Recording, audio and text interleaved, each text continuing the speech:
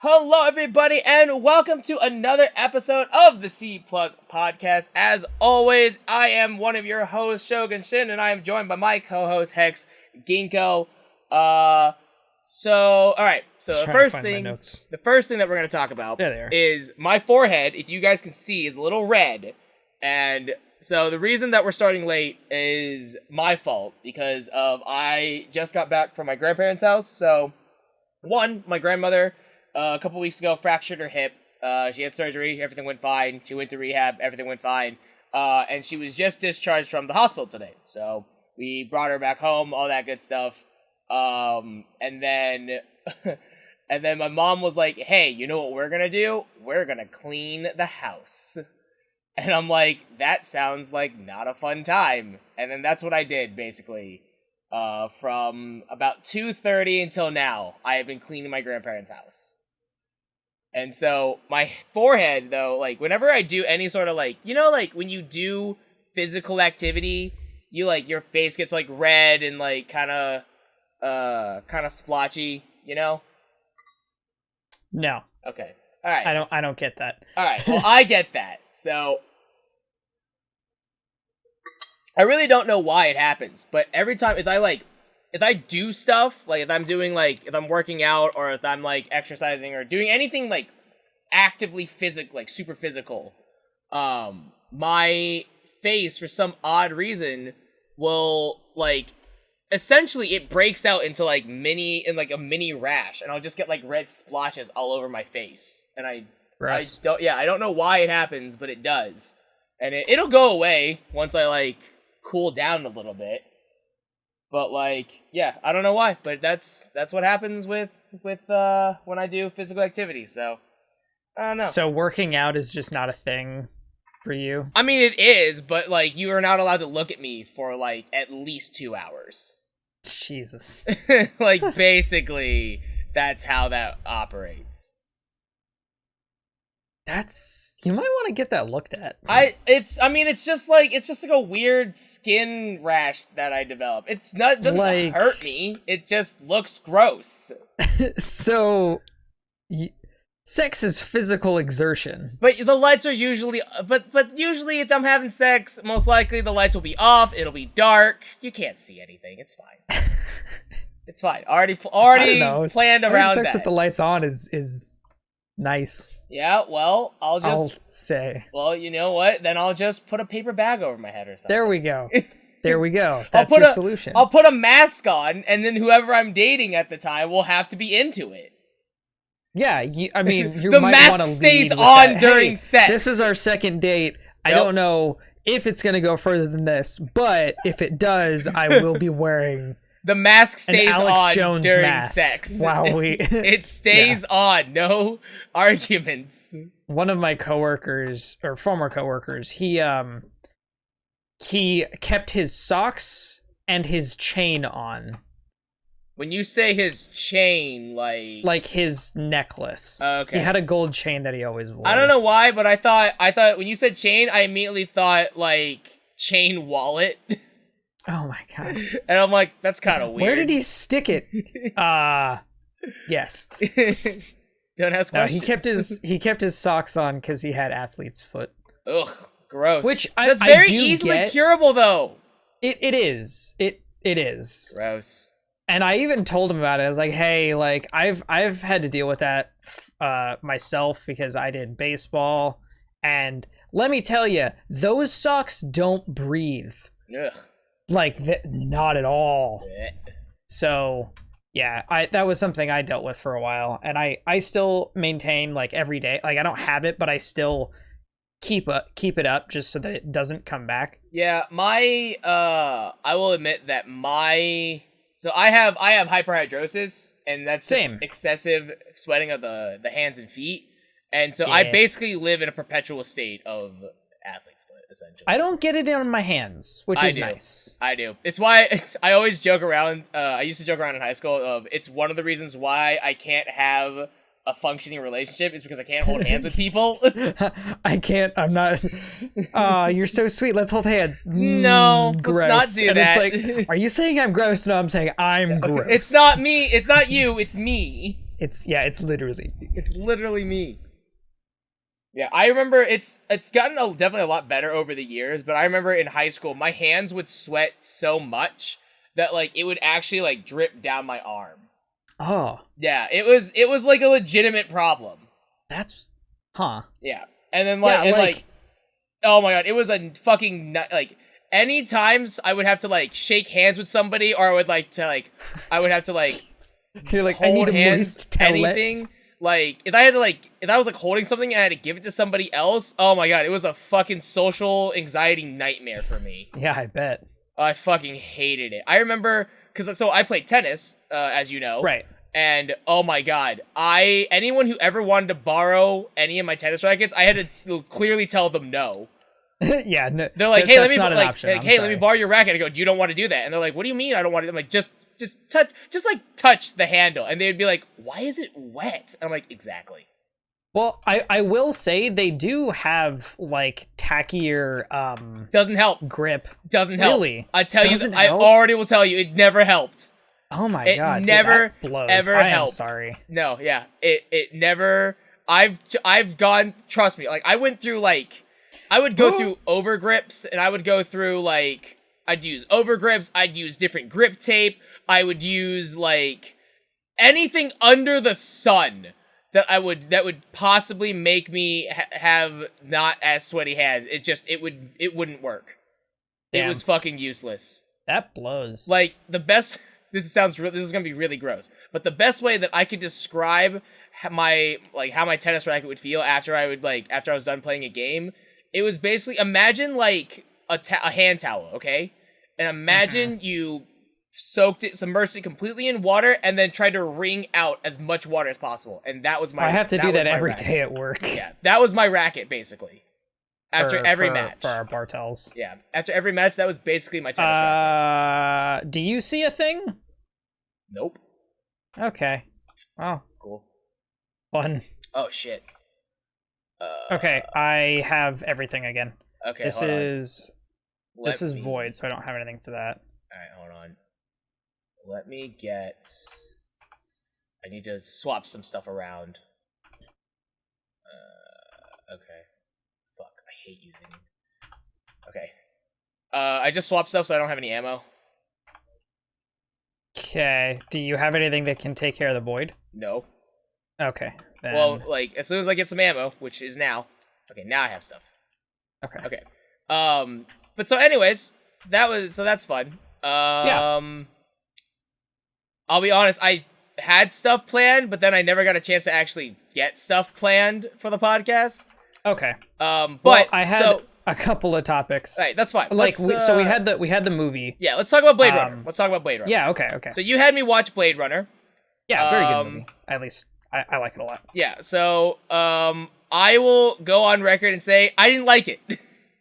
Really? Okay. I did not like Blade Runner. Didn't like it at all. Yeah, I did not like Blade Runner. And I would also say that I learned two things watching Blade Runner.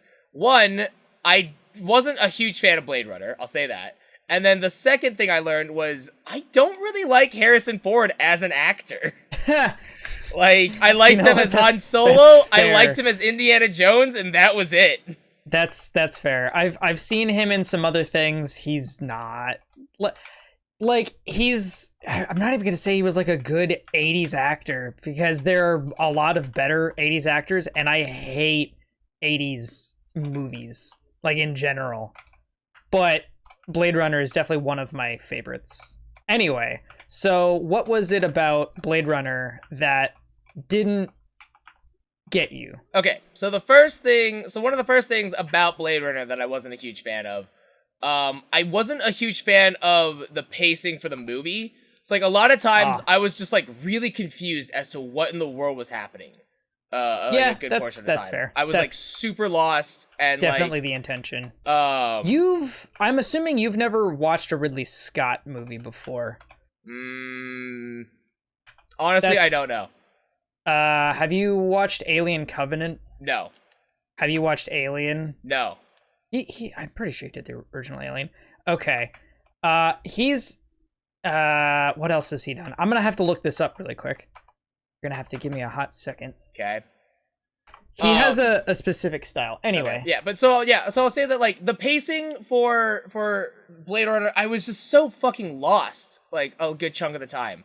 We're like, because, like, they would, like, talking about something, like, people would be talking about something one moment, and then we would just hard cut to either, like, it was either a transition of, like, going someplace, or it would just be, like, another scene in a different area, and I would just be like, I don't understand what's happening. Zato Allegretto, thank you so much for the raid. Hello, everybody. Welcome to we're filming an episode of the C+ Podcast. Oh, I didn't do a full intro for the for the podcast. So, yeah, you did. Well, I said who we are, but, like, this is a variety podcast. Where I'm joined by my co-host Hex Ginkgo, where we talk about anything and everything that is interesting to us, stuff that we're doing, stuff that we're watching, stuff that we're playing, just things in general that are going on with our life and all that good stuff. But currently we're talking about Bladerunner, and because Hex made me watch it, and I was not a fan. But yeah, so well, hopefully you'll like the next one, because I'm gonna make you watch. You're gonna make me watch the sequel? Okay. Yeah. Okay. It's not directed by the same guy. The pacing is better. Yeah, like, but so it's less disjointed. Yeah. The pacing for the movie was just, like, so confusing at times, because, like, again, we would be talking about what, like, there'd be one scene happening, and then we'd immediately jump to another scene in just a different area, and I would just be like, wait, hold on, how did we get here? Or, like, what's I don't understand what's happening. And that was definitely not an issue that I noticed, but I'm used to his directing, so it's not as weird. It wasn't like, I mean, I won't say that, like, it happened all the time, but there are definitely, like, moments where, you know, there'd be some sort of, you know, like, some sort of details that were being explained, or, like, plot details that were being explained, and it would just kind of, shit, like, there would be like no resolution to the scene, I guess. It would just kind of go to the next scene. And I would just kind of be like, the one that I'm thinking of, I think in particular, is when he shoots the girl who's running in the that had, like, the snake. Like, he just shoots her, and then she's laying on the ground, she's dead, and then it's like, okay, bye. Yeah, and, like, that doesn't change. I will also say that I really didn't like Harrison Ford's character. I really didn't. You're not really supposed to. It's like, it's awkward to say that, like because, either, like, he's the main aggressive. character. He's super aggressive. He's like, it's like almost predatory. It's so uncomfortable. Yeah, he's portrayed as kind of like a nice guy outside of his relationship. I would not say that at all. In that, like, he seemed to care about the people that he was. Okay, yeah. Like, he took remorse for certain things. Yeah, he felt except guilty. for his relationship with Rachel. Yeah. Okay. That was all right. Really and that's aggressive. something that I want to talk about Rachel. I want to talk about something about her, because especially their relationship. Because what I really makes fucking no hated, sense. It made they zero met for sense. 2 days. It made literally no sense, because what happens is fucking she goes to his apartment, and then he basically tells her, hey, you're not a real person, you're a fucking robot. She gets upset. She gets upset. And he's like, no.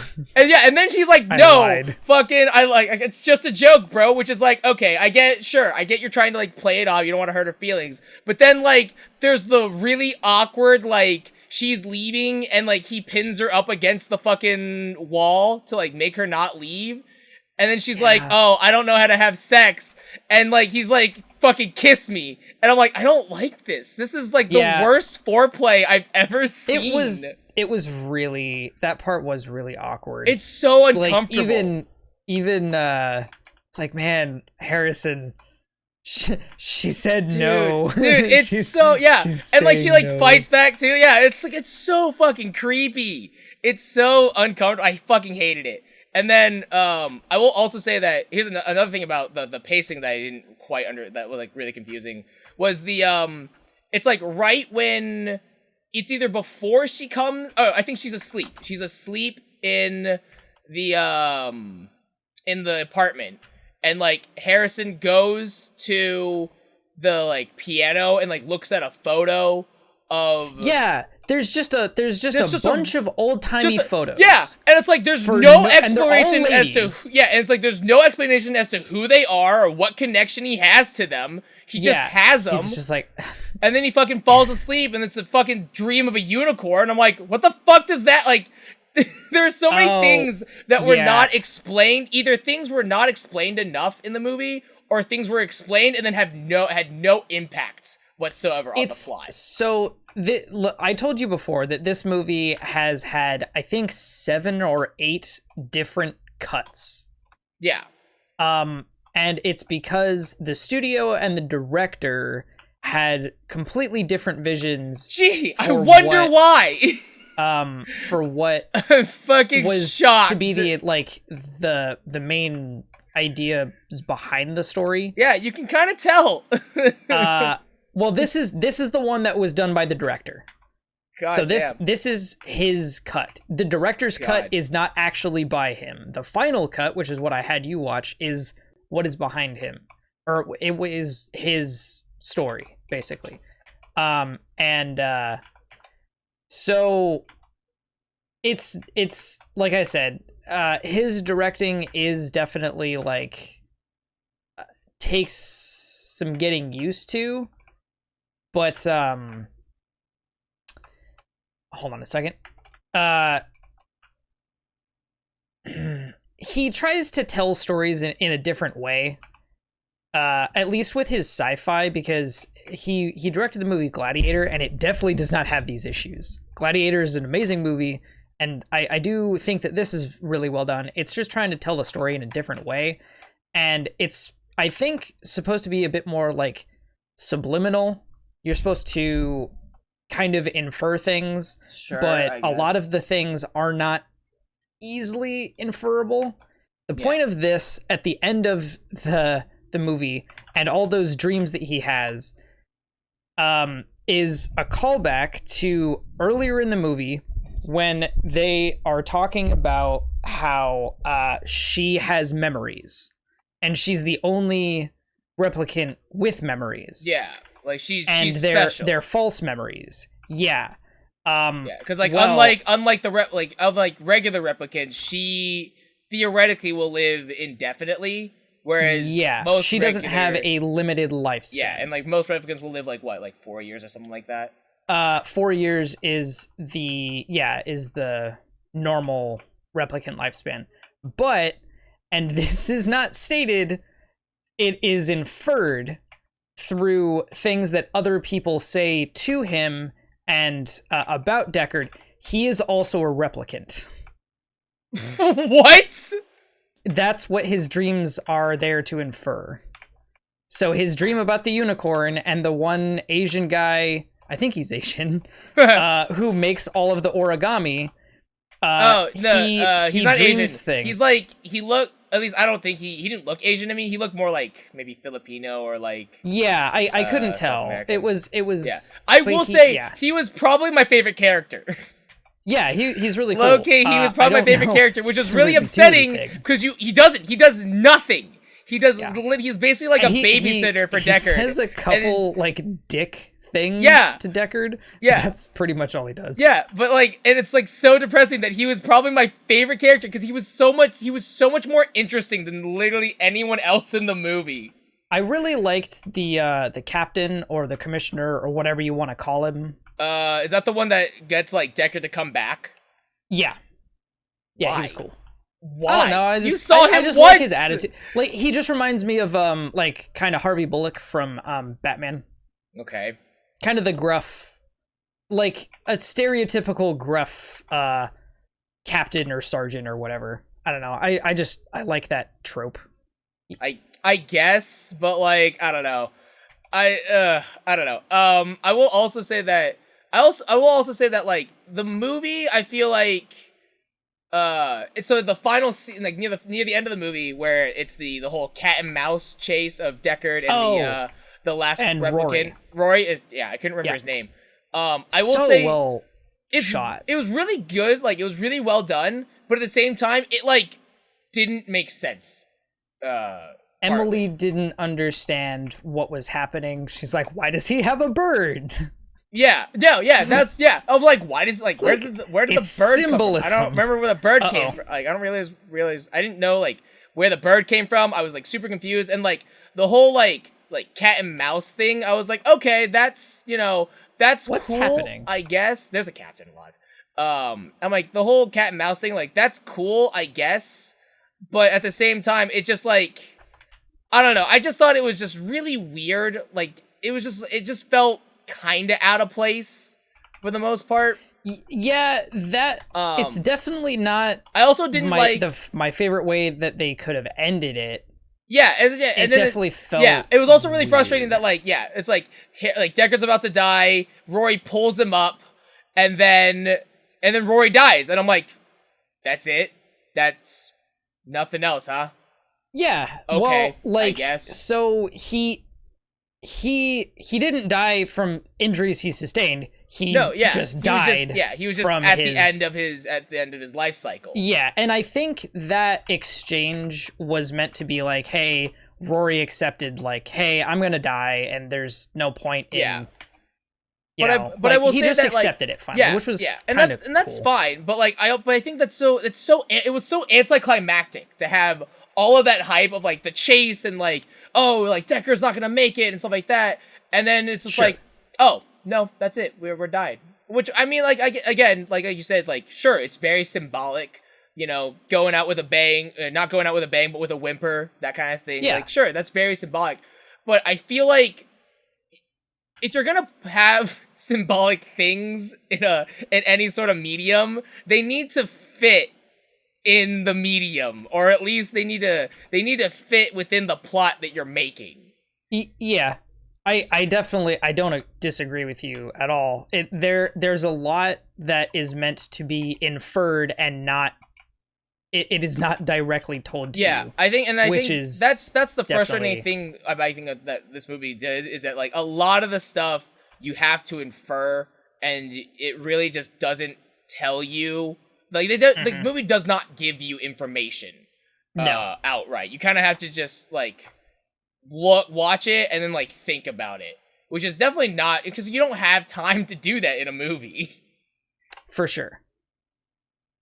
Why? Yeah, but I mean, I watched Blade Runner and I was like, it was like okay. I really liked the world, like the visuals were really stunning actually. Like for I think what this movie came out in 89. Yeah, for a 1989 movie, it looked really cool.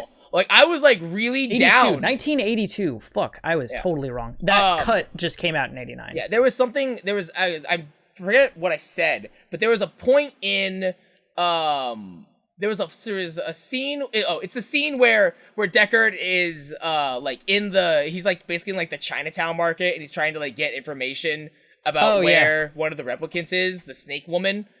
Right. And I really liked it felt really sci-fi to me. Like I will say that the world of Blade Runner definitely felt really sci-fi, because it definitely felt like, oh, we're expanding upon the real world of like, of course you're still gonna have like a Chinatown. It felt like a natural progression of where society would go, especially if it kind of took on the aesthetic of a cyberpunk world. Yeah, like everything is just outdoors and everything is just really dreary, but it's still real life. Not everything is a futuristic. Yeah, it didn't feel like forced of like, it didn't feel like utopian of like, oh, this is gonna be the future. But no, it's like, yeah, I could see this being, the distant future and stuff like that. I did know the depressing part. Yeah, I think I know what you're gonna say, because I did laugh when I saw this, because I think Blade Runner is set in like 2019 or something like that. Yeah. And I was like, yeah, and I'm like, boy, we're not hitting that benchmark. I remember the day that it was like Blade Runner Day in 2019, and everybody's like, all right, where's the flying cars? Where's my flying cars? Why is it's always perpetually raining? That was just LA. Yeah. So like, it's kind of like LA. One of Emily's criticisms was the fact that there was steam everywhere. Yeah. And it's like, that's a thing. That's like actually a thing. Mm-hmm. Yeah, you just go to New York. I mean, that's basically what it is. That's what New York is like. I mean, and LA is just, I don't know. It's slightly nicer New York, I would say, solely because of the weather. Yeah, LA is more shit. Yeah, LA is a more pretentious New York, is how I which is saying something, because the people in New York are just horrible. Yeah. That I have met and interacted with. In my experience, I hate New York. I absolutely fucking hate New York. It's my least favorite city that I've ever been to in my life. Partly because every time I've gone to New York and I've come back home, I've immediately gotten sick. Right. And I got hit by 2 taxis in the same day. Yeah, that's not a great experience to have. No. It wasn't fun. Yeah, I wouldn't recommend. I don't know what it is about New York, but like for some reason I just it does something to my immune system. And I'll come home and I'll just be like in bed dying. Cause I'm just like Well, I mean, to be fair, your immune system does get screwed on airplanes. Yeah. And East Coast air but that's the thing. Well, but that's the thing. Actually, no, because that's the thing. Is because I've taken a bus to New York beforehand. Oh. I've gone to New York. I've gone to New York via plane. I've gone via bus. And every time I come home, I've always gotten sick. It's just the air quality there is horrible. It's horrendous. It's fucking horrendous. I'm pretty sure the water's not great either. But I mean, I don't know. I found out that most water in most places is really bad. Like in a lot of states, you're just not supposed to drink the tap water, which is not a thing here. Like it's totally fine to drink tap water here. I mean, my tap water is fine. Oh shit! But in places like California, it's like no, you gotta boil that shit. Yeah, but or you just get water bottles. Yeah, but so final thoughts on Blade Runner. I was not a fan. I thought I wanted to like it, and I think if I kind of want to watch like a different version of Blade Runner to see maybe it would make sense. I actually had to look up. So when I finished watching Blade Runner, I was so confused by so many different things. I had to look up a synopsis on IMDb just to understand what the fuck I watched. Because I got the gist of it, sure, but there were just several moments where like Blade Runner ended, and I'm like, I don't understand where like the resolution happened, and I'm like, I don't know where the resolution is. That was pretty much exactly Emily's feelings.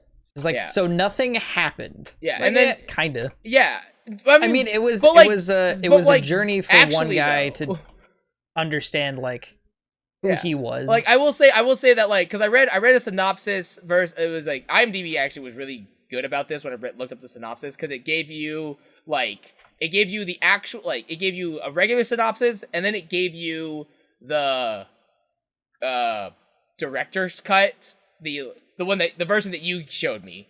The final cut. The final cut. It gave you a final cut synopsis as well. So it gave you like the comparisons of like because like I think the regular movie it ends with you could use Rachel and Deckard leave the apartment and it's you see them like I think they like look out at like the sunrise or something like that.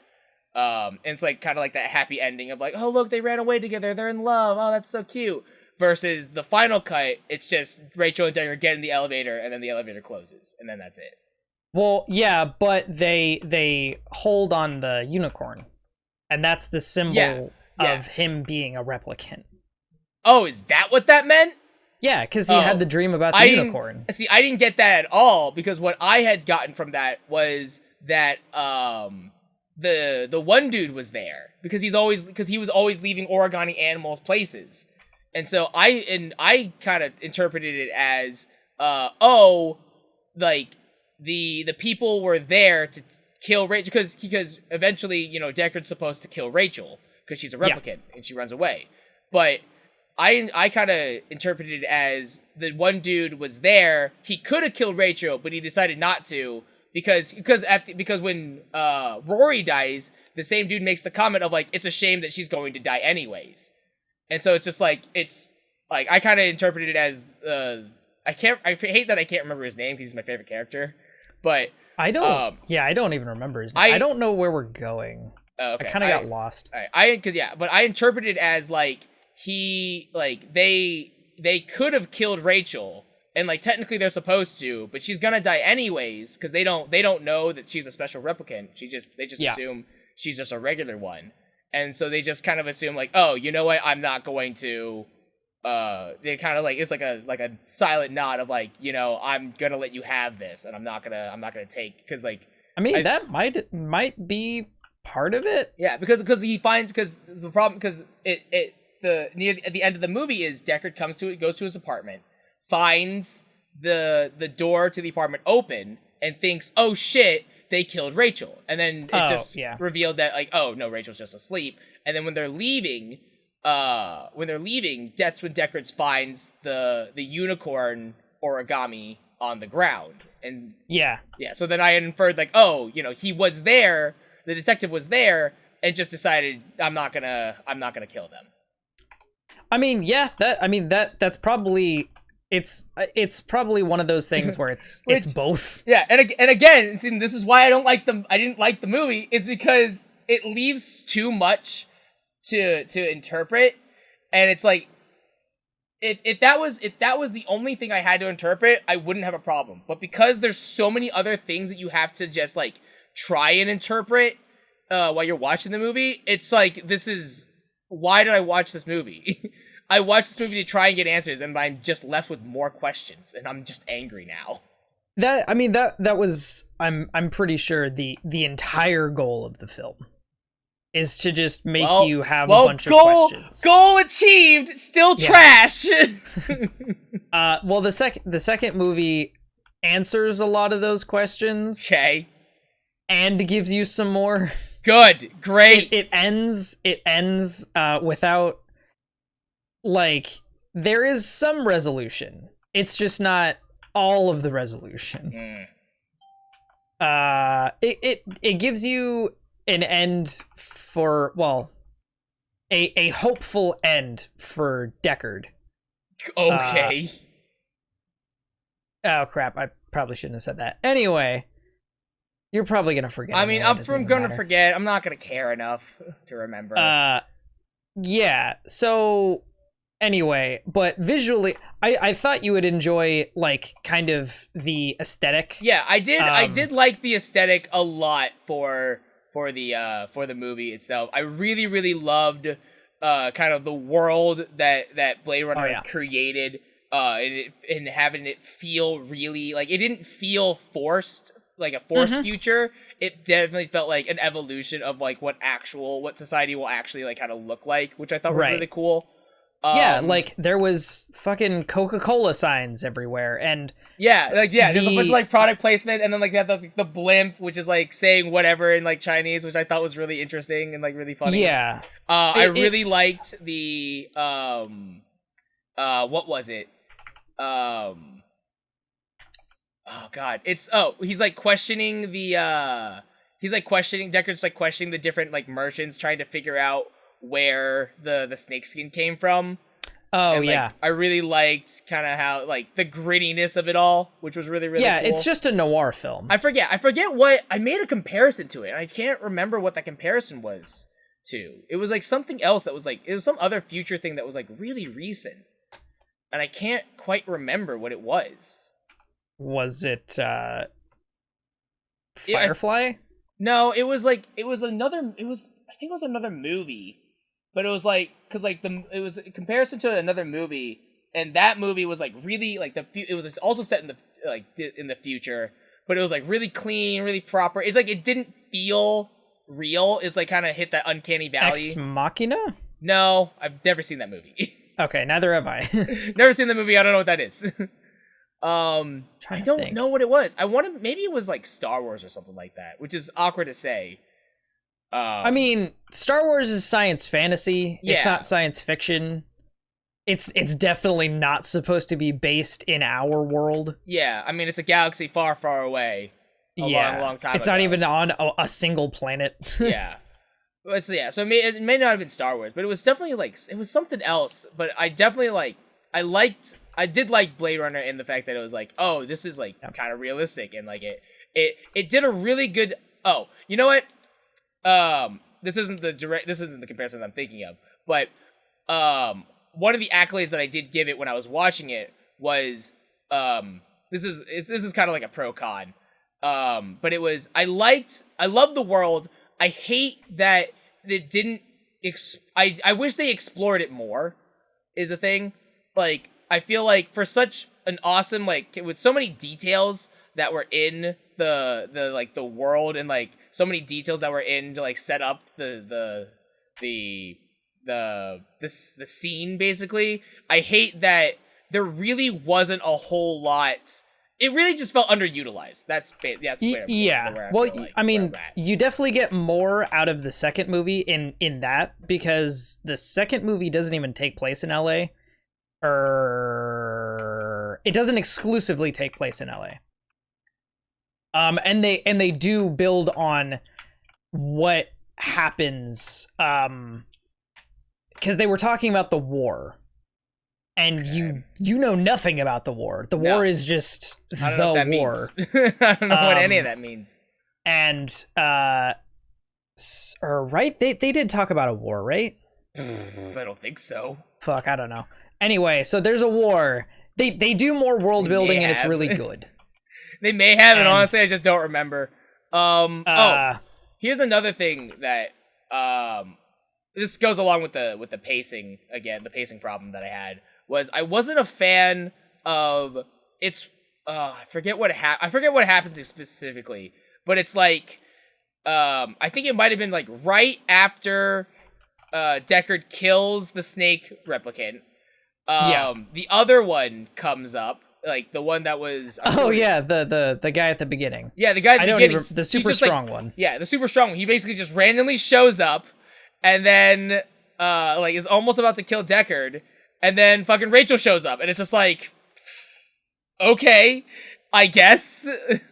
She's looking out for him. Yeah, and again, it's guardian angel. But then again, it's like it makes it weird because it's like the movie makes it feel like, oh, they have this. Look at this connection. Look at those sparks fly. It's like they met each other once beforehand. Yeah, they met each other like the day before. At no point is there any sort of information that Rachel has feelings or is like attracted to Deckard at all. Like, except for he's like, you love me. It's like, wait, you do? Does? Yeah, she does. Even Rachel looks like she's like, I do. I guess I do. Yeah, that was. Hands down, that was the worst part. It was probably my least favorite scene, because I'm like, this is one, uncomfortable, and two, this is really gross. Yeah, it was hard to watch. I was not a fan of that specific aspect. And the first time I watched it, I didn't pick up on that. That was not it was a thing. I will admit this is just like specifically just because of my experience watching it, but the file that you sent was really hard to hear, so like I had to like replay things several times. It's just a quiet movie. Okay. So that wasn't just me?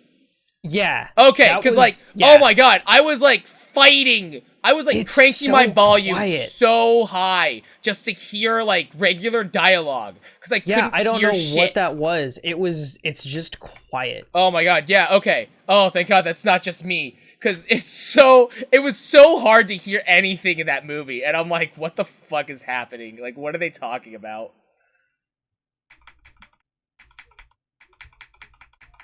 Yeah, because it made that scene was even worse because they're quietly talking to each other, and I can't hear them, and so Harrison Ford is just being forceful, and she's like saying stuff quietly, and I'm like, am I watching rape happen? I don't know.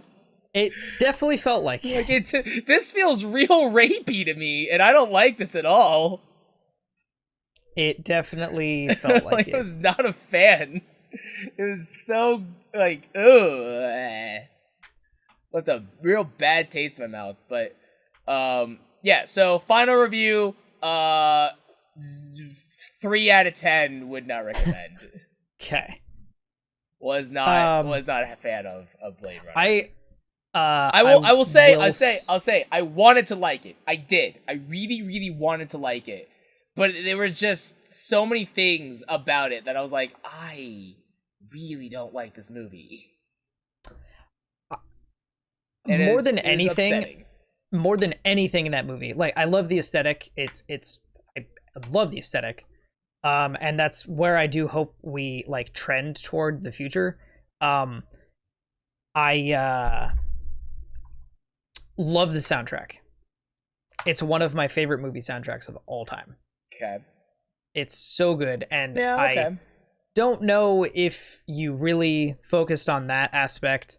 If you ever just like sit down and listen to it, it's really good. It's on Spotify if you use Spotify. Yeah, I won't say that. It was very difficult for me to kind of focus on that. There are two final things that I want to talk about specifically for in Blade Runner, and then we can move on. I don't remember what his name is, but it's the guy that the replicants find to like help them get into to talk to Warner or something. Is that his name? JF. Is it Sullivan? JF Sullivan, I think, or something like that. Yeah, but you know who I'm talking about, though. You know who I'm talking about. But I didn't like JF Sebastian. Sebastian, that's it. JF Sebastian. I love his character. His character was really cool. I really didn't. I feel like they did him so dirty though, because I feel like for such like it's definitely like sure he was a side character, but I feel like there was so much more potential there that they just didn't give or they didn't do, and that was like really upsetting because I was like so upset at the fact that JF was he had all these like different toys and like he makes stuff and like he helps with the engineering of the replicants and stuff like that. And then like sure he's being used, like he's being like kind of coerced into helping the replicants, and then they just kill him. Just off screen, just kind of quietly say, "Oh yeah, we found this body." Shrug. I honestly the second time I watched it, I was wondering. I was like, I didn't know he died. Where was? Yeah, I didn't. I didn't know he died.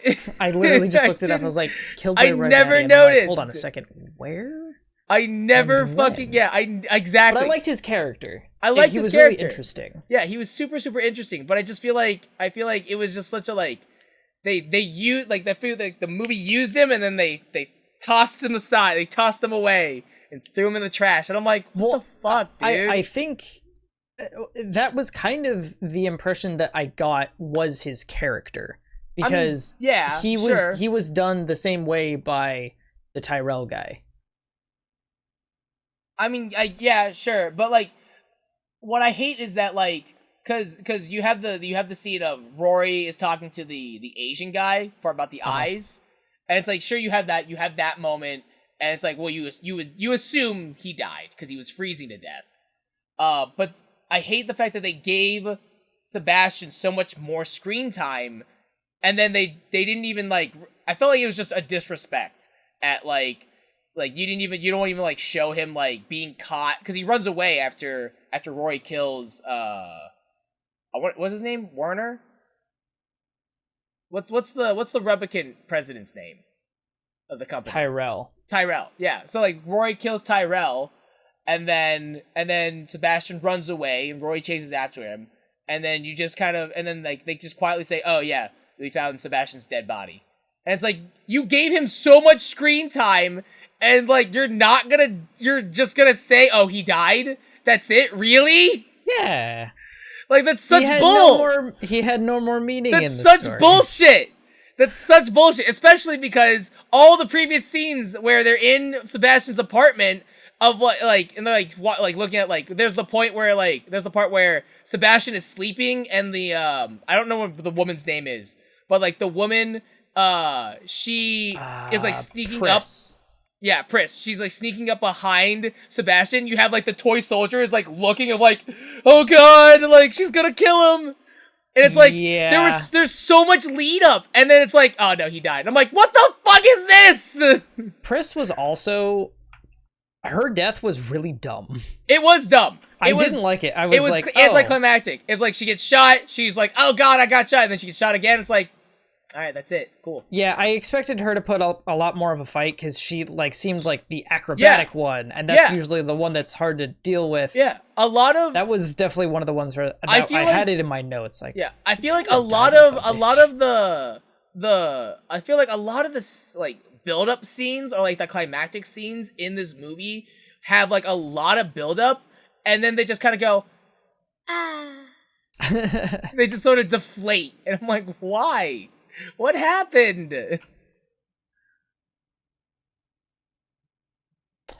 But that's where I'm at. It's more aesthetic and like it's a deeper thinking movie, and it's not like, hey, you only get it if you're smart. There's a lot open to interpretation, and I like that. That's the kind of movie that I like. I think it's a good movie in that regard of, like, sure, a lot of it is left to interpretation. I don't like how they did it. There are so many other movies that do so much of a better job at that sort of stuff. By the way, hey, come back here. There's a chest. Had I not told you that Deckard was a replicant, would you have ever figured it out? No, absolutely not. 100%. I would have never made that connection ever in my life. Yep. I would have never ever made any sort of connection like that in my entire life. It's all about the unicorn and his dreams, and that's it. That's basically the difference between the movies. Is the dream sequences and the ending. Yeah, no, because his dreams are different in the... Yeah, that's stupid. That's trash. So, because especially because of you only see the unicorn scene in the final cut, and then the idea that Deckard's a replicant is like, no, I don't know if anyone would ever make that connection. I mean, I did. Also, I fucked up flawless. Yeah, I noticed. Yeah, I broke my ankles. Well, how'd you die? I was platforming, and I guess I fell through a gap. Okay, Rip. I did it again. Rip. Yeah, apparently there's a thing that is not, you can't stand on it, apparently, and I thought you could. Oh. Yeah. Even though it's right here, it's in the fucking... We're just not destined to do it this week. Nope. I mean, and it's because I am not doing it on my Warlock. It's not happening. All right. So, okay. So that was Bladerunner. Yeah. Yeah, it was okay, but at the same time, no. Like I said, 3 out of 10 would not recommend. Hopefully you like the second movie. God, you and me both. Hold on a second. This is new. I found a new thing. Okay. Anyway, and you should just sit down and listen to the soundtrack because it's really cool. Okay. I enjoy it quite a bit. Okay. Oh God, I'm not dead. All right. So what else? What else do you have? Well, I wanted to talk about the Lola Bunny situation. The Lola Bunny. Oh, okay. Okay. Yeah. Yeah, let's talk about that. Sure. What is... I have never been in here. What is this? It's chest. All right. Cool. So, have you ever watched Space Jam? Yeah, I love Space Jam. It's probably my favorite Space Jam is fucking awesome. I'm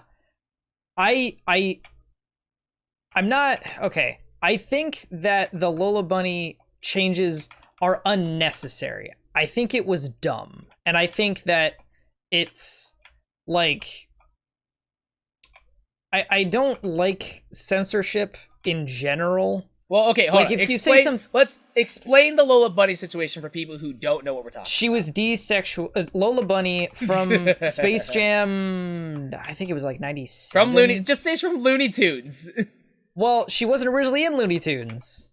Yeah, but we all know who Lola Bunny is. The sexy Looney Tune, the one sexy Looney Tune. You're bad at explaining things. You're so bad at explaining things. You do it then. Okay. So, you do it then. Lola Bunny, who is essentially the love interest of Bugs Bunny from Looney Tunes, was, I think, first debuted in Space Jam. I think if you ask a lot of people, had a very sexualized, very feminine physique. The controversy to that is that the new Space Jam 2 kind of, like, basically desexualizes her. She doesn't, like, make her fat or like she just has less. She has no less calves. Yeah, she has like less curves and like they just reproportion stuff basically. Yeah, they basically just reproportion her dimensions and people are upset about it apparently.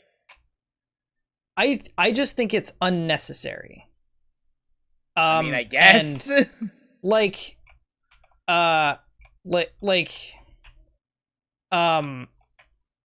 let's see, like in the way that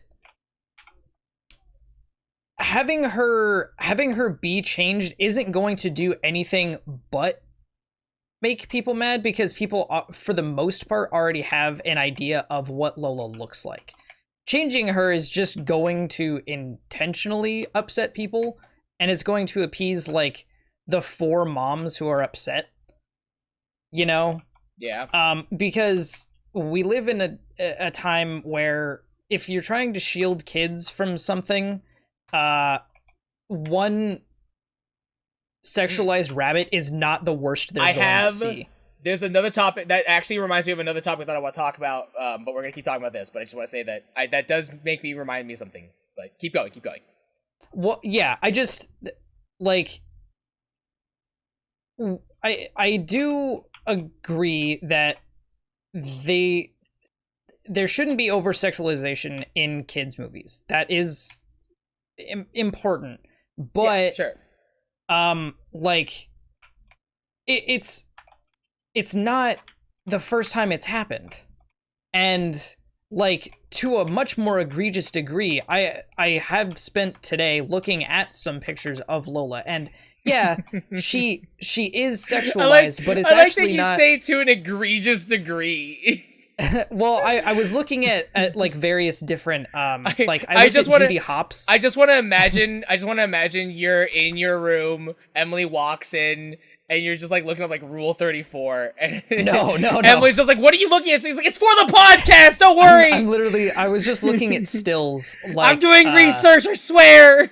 Of both Judy Hopps and Lola, and okay. Like as well, like Judy Hopps from Zootopia, correct? From Zootopia, because okay, I feel like they're both kids movies, and Judy Hopps is probably the closer and more relevant comparison that you could make between like 2 rabbit characters. Yeah, I was gonna say they're also rabbits, so you know. Yeah. Very similar there is points. Something there to be compared. So, they essentially completely took away Lola's bust, which, in all honesty, she actually didn't really have. I looked, and, like, she doesn't have the biggest bust. It's more, she has, like, very, like, slender legs, like, I don't know how to... She has defined calves and, like, big hips and a small waist. Other than that, like, the rest of her is just, like, yeah, I don't know. I don't think it's hypersexualized, the rest of it. I mean, yeah. But... this is where I sit on the argument. Is that where I sit on the argument is who the fuck cares? Yeah. Well, like if you're getting like there are so many other things in this world that you can be mad about, and they're gonna be mad about. It's like, oh, Lola Bunny's not hot anymore. I'm like, really? That's where your priority is? My thing is, why change it? it doesn't seem necessary. Yeah, sure. It's not necessary. You know, yeah, I can respect that thing. But at the same time, it's what I don't understand is why people are. I don't understand why people are so mad about it. People are mad because they feel like they can't be horny anymore. Sure, but at the same time, like, I don't know. Like, I saw the redesign, they got and I'm horny like, bonked, and they were upset. Yeah, and on it, but like, and sure, like, I get that, but at the same time, like, I saw the redesign, and I'm like, I'd still fap to it. Like, you like, sure, like, maybe arguably it's not as hot, quote unquote, but at the same time, I'm like, she's still attractive, like, yeah, like, you know, like, fuck it. Yeah, my argument definitely isn't like, hey, I I definitely prefer one over the other. Yeah, but I also have the nostalgia of like, that's the one that I recognize, and like, everyone knows Lola a specific way. And to change her just to appease some people, here's the thing, though. Here's the thing about kind that, of dumb. Here's something that I would argue about that, though, is that I feel like maybe this is just because of personally of like watching Looney Tunes and like watching maybe like in like seeing Lola in not just Space Jam, obviously. Yeah. But like, the thing is that like, to me, sure, like Lola's look in Space Jam is basically iconic. It's like the same level iconic as Jessica Rabbit in Who Framed Roger Rabbit. You know, sure, and that makes sense. I get it, but at the same time, like, I don't know. I feel like because the gap between both Space Jam movies is so far that like I don't mind the redesign, honestly. Like, they've redesigned Daffy. They've redesigned multiple Looney Tunes in the past over, you know, years, and it's like, okay, you know what? That's fine. Like, I think it's completely fine to have that sort of redesign and be like, you know what? Sure, you know, and I think I would say that like I would argue that the outrage that people have about this is just because we live in a world where nobody can be happy about anything. You can't. You're not allowed to like things ever. Well, yeah, I think that's where people are upset. They're like, well, I'm not allowed to like her this way, and they feel like they're being shamed, basically. You know. But also, it at the same time, like, kids are impressionable. My argument is solely they're gonna see worse shit. Well, here's the thing. Here's the thing is, when you say like, was there ever an official reason as to why the redesign happened? Was it specifically to make her less sexualized? Like, is that an official thing, or is that just speculation? I mean, that's that's the general consensus.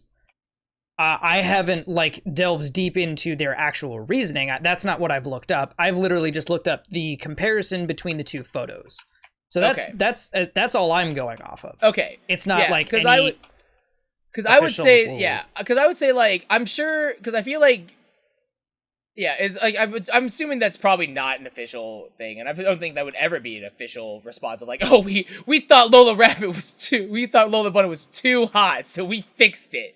Fuck all of you. This is a Christian movie, damn it. Well, it's probably to the idea, like, you don't have to blatantly be told like, hey, we're changing this because we don't want her to be hot, but it's like, hey, it's a kids movie. We live in a time period where people are very outspoken, and we don't want to get sued. Yeah, but I don't know. Like, I would say that, like, to me, I don't care. Like, I just don't care. I don't care, because again, like, I saw the two comparisons briefly, and I'm like, still fap to it. There isn't the world's biggest difference. It just, to me, seems unnecessary. And that's. I mean, I'm against censorship. Yeah. For me, that's what it's about. I don't like censorship. If a bunch of moms want to be upset, again, if that's what it is, then if a bunch of moms want to be upset about it, don't let your kids watch it. Okay, hold on. So let me ask you this. Let me make sure I'm understanding this correctly. So you're mad because you just think there was no reason. That's like it was unnecessary. Yeah, that's it. They changed it possibly because they just felt like it. It's like you didn't have to do that.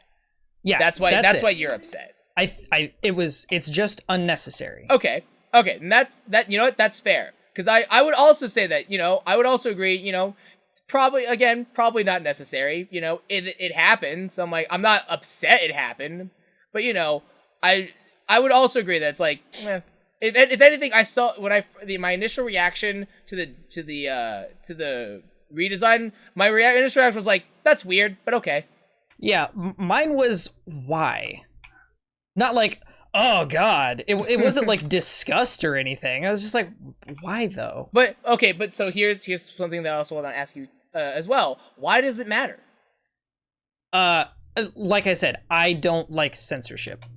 But in what? But okay, so here's something I want to ask you here. And in what way would you consider it a censorship then? It's okay. Like, yeah, granted, because you and I have both censoring? Said that it's like the accentuation of the female form, which is not mine to dictate. I guess, but you can't say that there is no, like, she is accentuated in the first movie, and that yes, there is some pretty egregious exploitation of shots. Definitely hypersexualized in the original movie. Absolutely, would not argue on that point at all. But I would argue that, honestly, I would argue that I don't think there's any sort of censoring at all in the redesign, to be completely honest. Like, sure, she's not as hypersexualized. Okay. And that's Explain.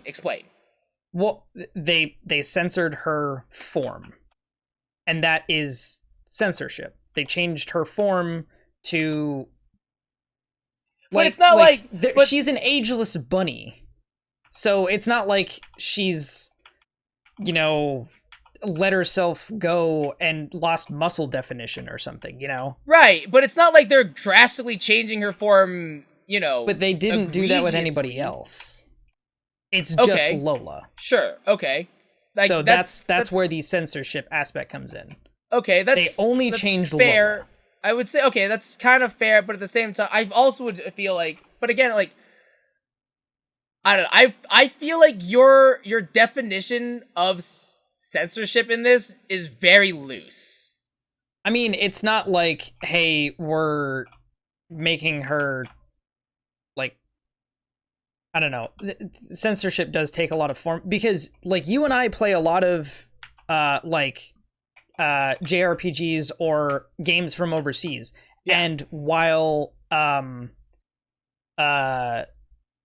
there's a lot of censorship that we don't see solely because we are just we're in the US and we don't see censorship outside of the West, but like or we don't see a lot of the games outside of the West because, oh, hey, like, we got the same game. No, there's a lot of subtle censorship. So, like I was telling you about Bravely Default, there is a difference between the Western and, I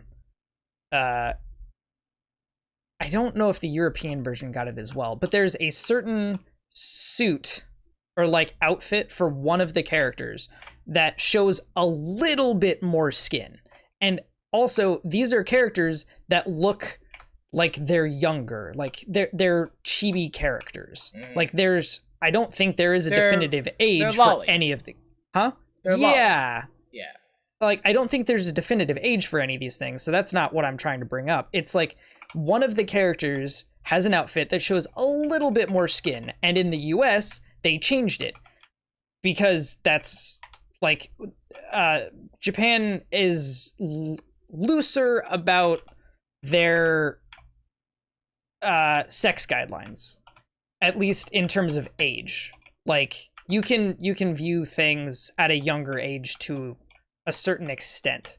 Like, censorship does still exist there to a big degree. They're just less strict about like breasts. Real brief tangent. I actually watched a video about censorship laws in Japan, and the video talked about how it was really interesting that the only reason that there was a really big censorship like boon in Japan's early history, and it was because of they wanted to impress Western countries, and they didn't want to basically they started censoring stuff because they wanted to look more dignified and like basically like more professional. They basically wanted to impress the white man. Yeah, well, which is dumb because white people are just prudes. Yeah, white people suck.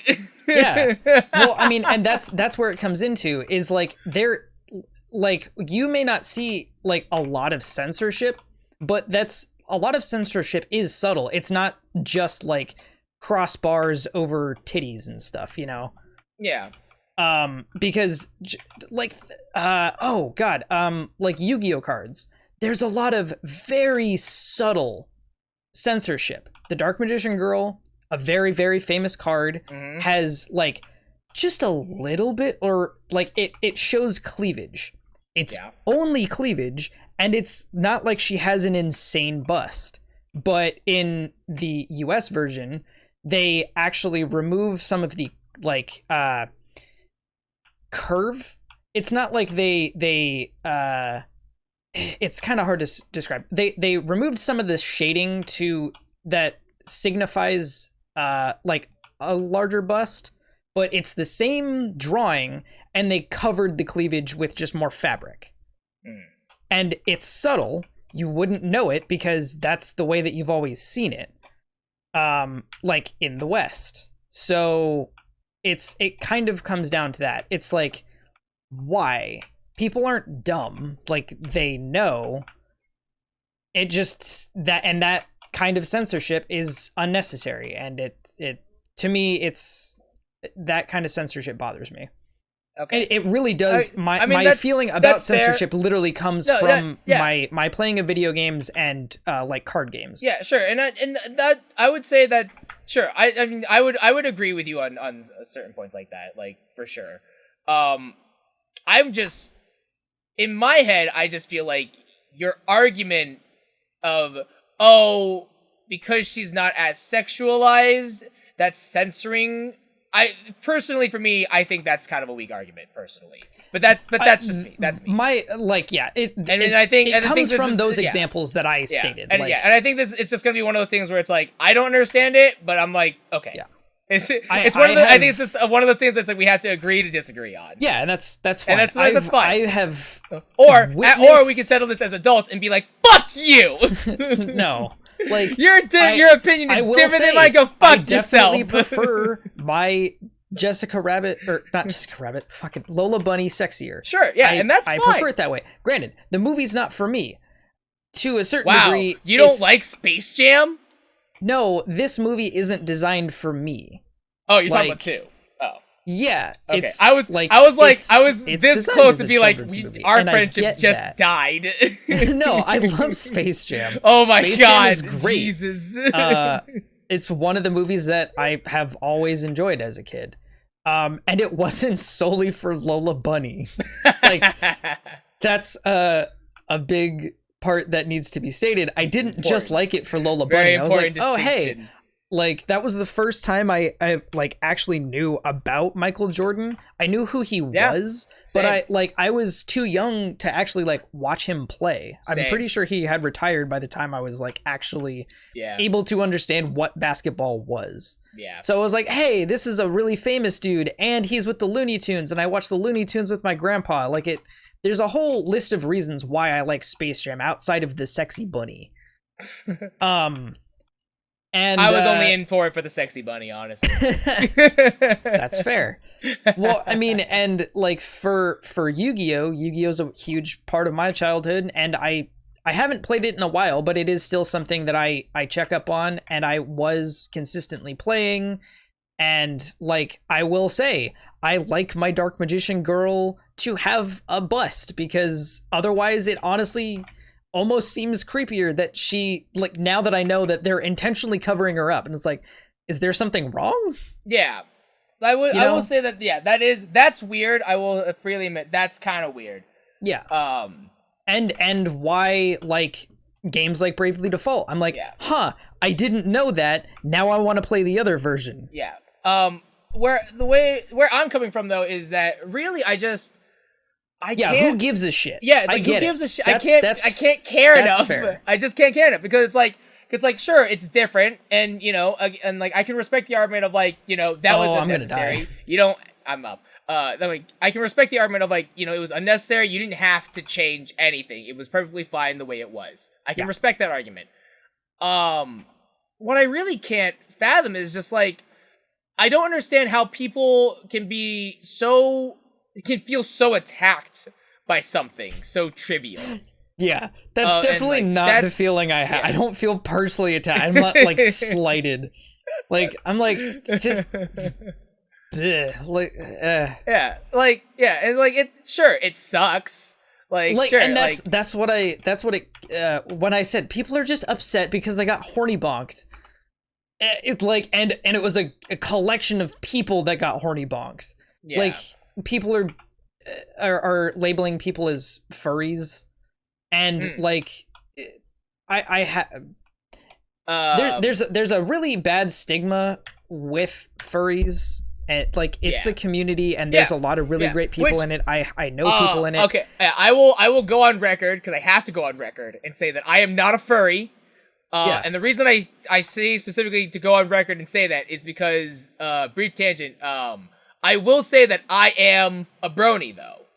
I enjoy the show My Little Pony. It's a very fun show. It's very cute. I really like the comic as well. But from what I have experienced, really bronies and furries generally do not get along. I have been told this by furries and bronies. But it's because of most general people in general society automatically just assume that bronies are furries. Which is what I've actually had conversations with two friends, and I had to basically sit down with them and talk to them and explain to them why I'm not a furry. Well, I mean, I've had friends who are furries. I have friends who are furry. I don't talk to them much anymore, but that's because I don't talk to a lot of my old friends, not because they're furries. you don't talk to furries. I'm not discriminating against them because they're furries. I'm discriminating against them because they don't talk to me. No, like, and it's not so simple as like, hey, you're attracted to this intentionally sexualized rabbit, therefore you are a furry. It's like, no, that's not how that works.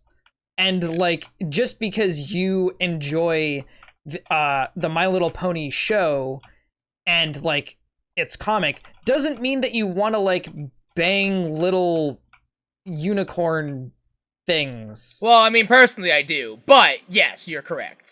Okay, well, yeah.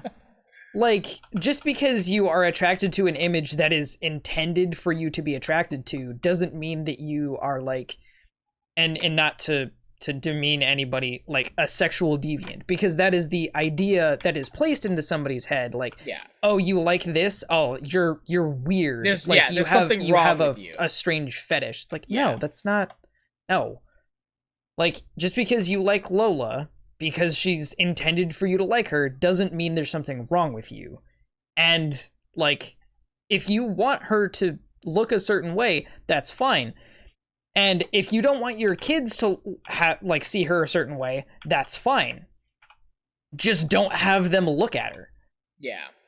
Like, to switch topics, to kind of move on from this whole thing, there's something that I like the argument of, you know, obviously I want to talk about violence in video games real quick, because of the fact that there was a really interesting story that I came across. Are you talking about the GTA thing? Yeah, the GTA thing. I believe it's Georgia, I want to say. Yeah, it's Georgia. Is it Atlanta? I can't remember. I don't know if it was specifically a city or if it was just like a representative. I think it's just Georgia. I think it's the governor of Georgia wants to pass legislation.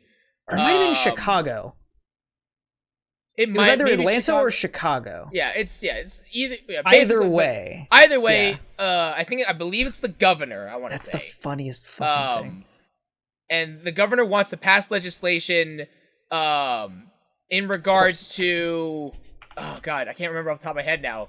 I literally had the thought and I can't think of it now. Well, so his reasoning he wants to ban video games that promote criminal activity. Yeah, that's it. Specifically carjacking. Yeah, it was specifically because of carjacking. Carjacking is so significant in. It was a response to there was a rise in carjackings in the area, and so the governor wanted to basically have stricter regulations on violent video games, specifically with that had to do with carjackings or crimes in general, and then that specifically entailed GTA. Because of course it did. Because that makes sense. And I've said this on stream before, in multiple avenues as well, and I'm a big proponent of that's dumb. Yeah, that's really dumb. Violent video games do not create violent people. No, okay. As a person who's played video games my whole life, I have become more aggressive developed a more aggressive personality. Huh? You're the outlier. No, well, I mean, and I think that there is some merit to the argument, but it really just comes down to the person's individual ability to differentiate between real life and video games. I think it's a factor to violent behavior, but I don't think it's fair to classify it as the reason. One does not beget the other. Some people are inherently more predisposed to being aggressive. Like I don't want to say anything about my dad or my grandpa. They have showed aggressive personalities in the past, and that was an environment that I was raised in.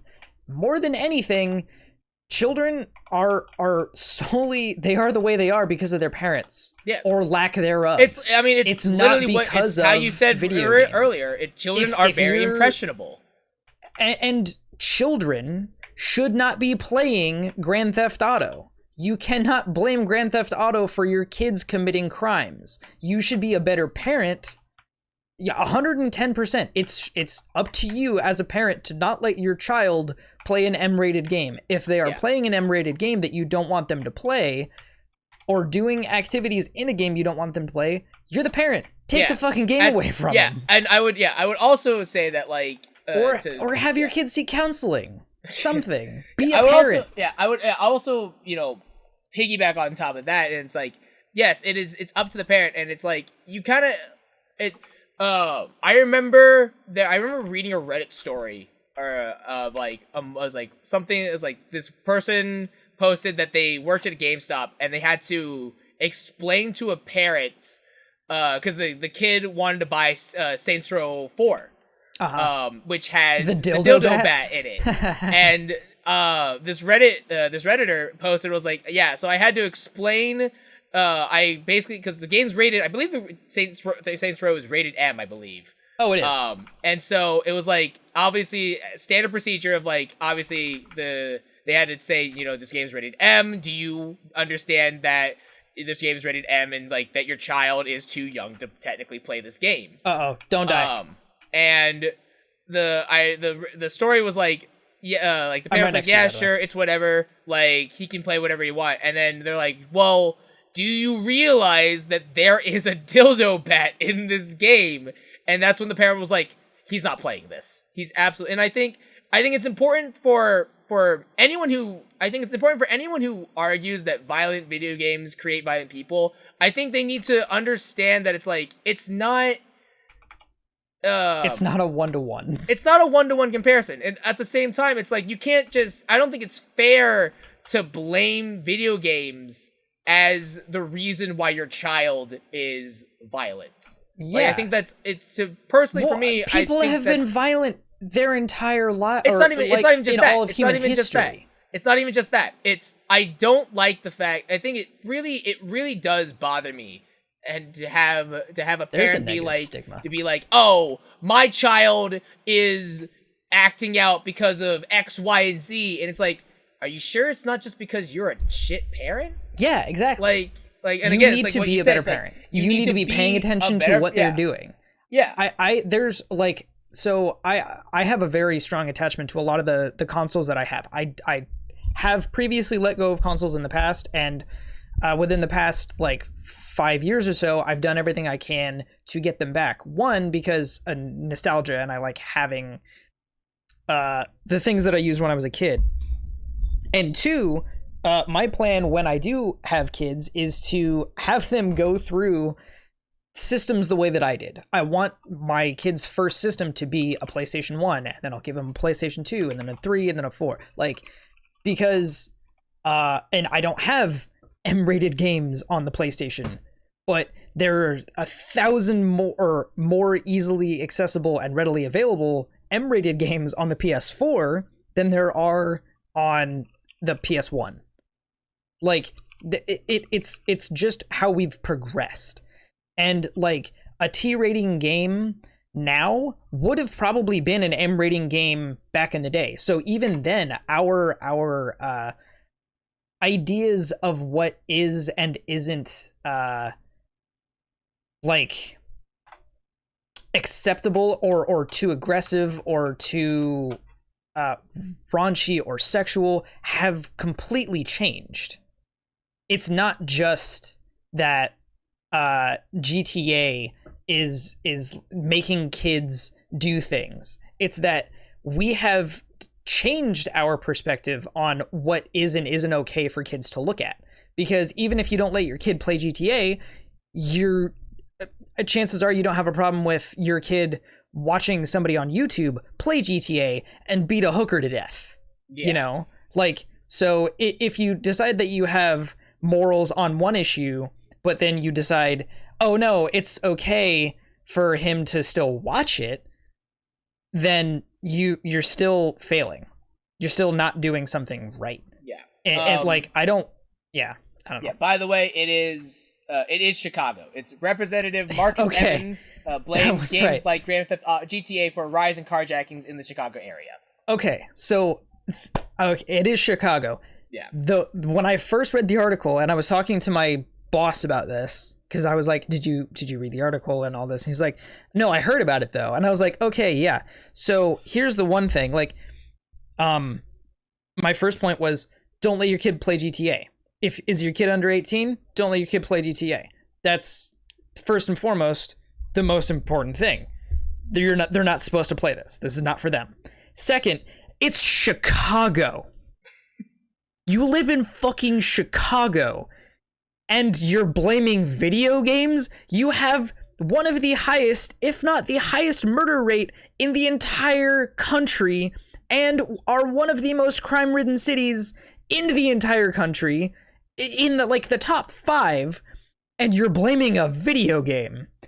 There is something institutionally wrong with your city. It's not because of what people are doing in their free time. It's nothing like, if somebody gets arrested and they're like, man, I'm so glad I played GTA because I learned how to rob a bank. Like, no one is going to say that. It's, hey, maybe there's a class issue in Chicago. People feel marginalized. So maybe they're like, hey, the only way I can make any sort of money is to do this horrible thing. Like, I'm not saying people need to commit crimes. It's against the law. There are a lot of laws that are bad, but nobody should just be going and stealing cars. It's not because of GTA that people are stealing cars. It's because people need money, or they feel like they need money, and this is the only avenue that they can think of.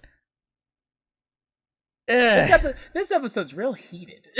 A really heated episode of the podcast. You're blaming video games for Chicago being bad. I've been reading for the past couple years, I've been trying to listen to an audiobook, and it's called The Devil in the White City. And it's about America's first serial killer. Wait, say that again? The Devil in the White City. Devil in the White City. Okay. It's very good. It's about America's first serial killer, H.H. Holmes. And he was an interesting dude. But he basically just lied his entire life. Because his name isn't H.H. Holmes. He always said that he was a doctor. And he became the owner, designer, and operator of a hotel that he killed a bunch of people in. And this was in Chicago in 1890. Chicago already had a reputation for being a horrible, shit, crime-ridden city in 1890. It's not GTA, it's Chicago. Okay? I will not deny there's probably a link somewhere. Well, I can attest that, yeah, video games have made me aggressive. It is certainly a factor. But I've not gone and committed crimes because I, one, had decent enough parenting to be like, hey, don't commit crimes. Decent enough parenting. I didn't have a great relationship with my dad when I was in high school, and he and I got in fights, but I never went and committed a crime because I played GTA. I never went out and shot somebody because I played Call of Duty. There was a time when I wanted to get a gun because I liked the gun so much in Call of Duty. Since then, I have completely changed my opinion. I want nothing to do with guns. I want guns nowhere near me. It's just not something that I want a part of my life because of a family tragedy. That's how I see things. And so, but my viewpoints changed, and video games gave me a certain idea, but it was my own internal reasoning and upbringing that I was like, hey, no, don't do that, you know? Right, yeah. I will say, if we get in a war with aliens and there's the possibility that I could get augmented into a super soldier, that actually sounds badass. I mean, I would love to live in the Halo universe, in the idea of the Halo universe. Granted, and if you know anything about it outside of the games or even inside of the games, even then, it's shit. It's not good. Half the kids who were indoctrinated in the Spartan program died horrifically or were maimed. There's a lot of stuff that people just don't read into or try to even figure out because they don't want to, or because it's work. It's too much work. It's not worth it. Yeah, they are not able to do reasonable inference. We live in a world where people would rather read a headline rather than read literally anything else that's in that headline. Yeah. I've done, I've looked at headlines of articles being like, what the hell? And then I read the article, I'm like, this has nothing to do with what you were talking about. I remember, so when I was in college, I took a media course, and we were talking about, clickbait articles and kind of just how you notice that a lot of times in news, a lot of news outlets will, talk about it. A lot of the times in news, the stories are not good. Horrible. They're horrible stuff. It's always being highlighted and stuff like that.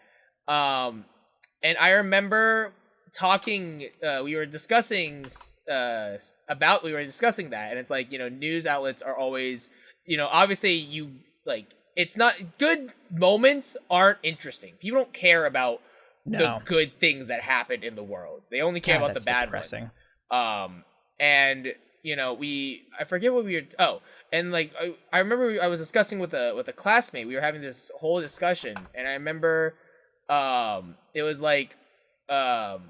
one of my classmates was like, then what's the point? What's the point in trying to be a good person? What's the point in media trying to convey a positive message? what's the point of it all? Like, why should we do it? It's depressing. It's depressing to think like that's a good question.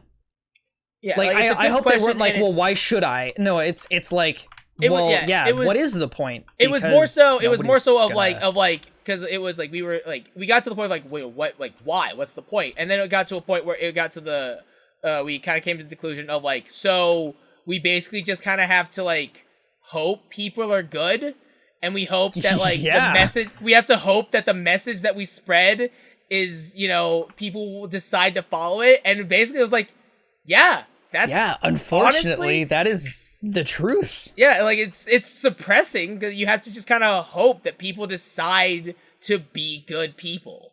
Yeah, and that's it's one of those like kind of tough pills to swallow. Of just like, sometimes you just kind of have to hope that people decide to do the right thing, and you'll have people who won't do that, and it's like, it sucks, but you hope that there's a quote in Doctor Who that I like to think about, and it's an episode where the Doctor meets Vincent Van Gogh, and at the end of the episode they take him to one of his like art galleries, basically, or like an art exhibit that's featuring him, and they have like they interview like the curator and be like, what's your opinion about Vincent Van Gogh? And the curator's like, to me, he is arguably the greatest painter who ever lived.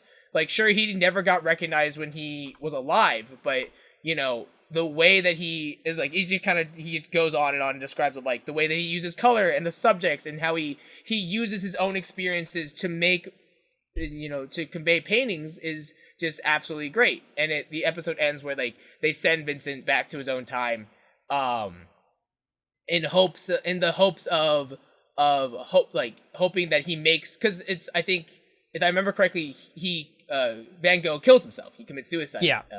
Eventually he does. And so like they send him back kind of hoping that either he makes more paintings or he doesn't kill himself. They hope to change his choices, but in the end nothing changes. He still kills himself, and he's still, and every history is still the same.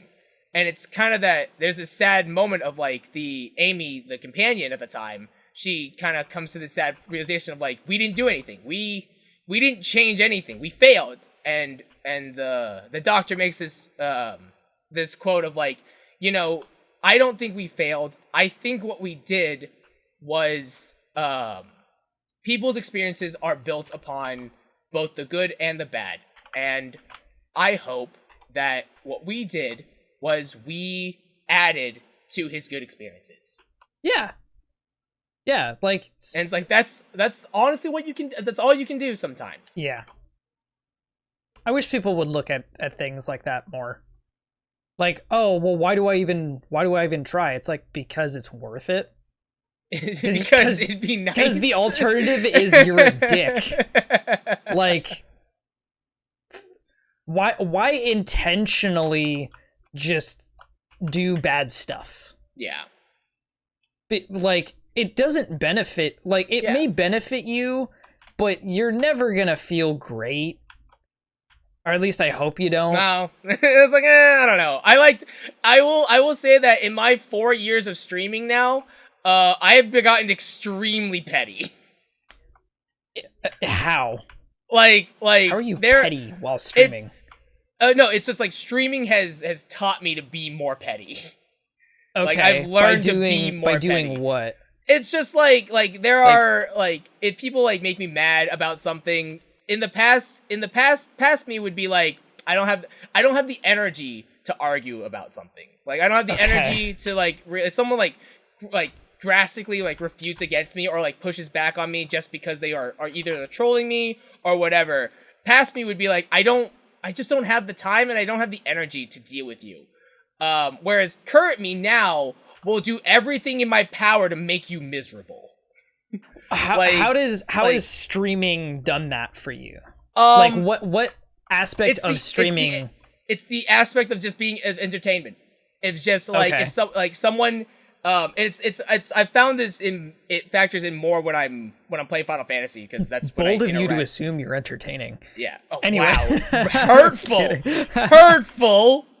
but not untrue. I wouldn't be here if I didn't not think hurtful, you were. but not untrue. Anyways, but no, I found that like because when you're streaming, you obviously have trolls. I mean, when you do anything on the internet, you have people who will troll the shit out of you, and most people will be like, you don't feed the trolls. You don't. Welcome to my life. And it's classic grade A bullying. It's like if you don't identify it, then they're gonna give up because it's not interesting. It's not fun anymore. It's almost not gonna fight back. But people really need to sorry, I think I need to say this because I think people need to hear it more. You can use the block button or delete anytime you want. Yeah. Anytime you engage with somebody, that's you just being an idiot. Like, seriously, if somebody says something that you don't want to hear, you don't have to listen. You don't have to respond. It's important. Yeah. Anyway, but granted, I get where and why you have felt the way that you do.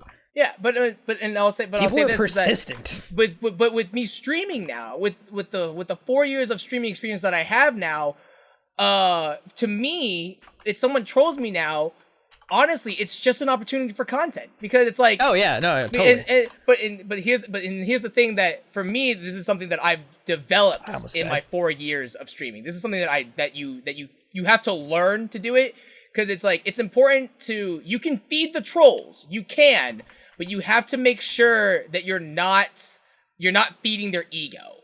You can feed the conversation, but you have to make sure that yourself. Yeah, but that's exactly what I do though now, is that it's like, oh, you come to my stream to troll me, that's fine, but just know that you are now going to be the butt of every joke. Yeah. And that because that's fair. It's Rooster Teeth, which is a media company that I've been a fan of for years now. Oh God. They did a podcast and they did like a live Q&A podcast, and after that podcast, they came under some criticism of like, oh man, I can't believe that people would you would make fun of the people who ask questions and kind of joke, you would make them the butt of the joke. Oh, and it's God, that happens all the time. I hate that. And they defended themselves of that's the point though. It's the moment you step up to the mic, you're part of the show now. You're a part of the cast. And And if you don't want to get criticized, don't say something dumb or offensive. It's not even just that. It's not even don't say something offensive. Is that if you're uncomfortable being the center of attention like that, then don't come up. Don't ask a question if you're not. It's basically just signing a release form. It's the moment you step up to the mic and the moment they defended themselves saying the moment you ask us a question in that sort of avenue, in that sort of context, you are releasing basically your right to be insulted or to be offended, basically. Well, yeah, that's what I mean though. It's if you're gonna be upset that somebody has a retort for something, don't say something dumb. Exactly. Because you have signed away that There's right. no point. If you're gonna be upset, then you shouldn't have gone up there. Yeah, that's something that I've learned in streaming. It's sure, I could turn the other cheek and I could not give the person the satisfaction, or I can humiliate them and I get a laugh out of it.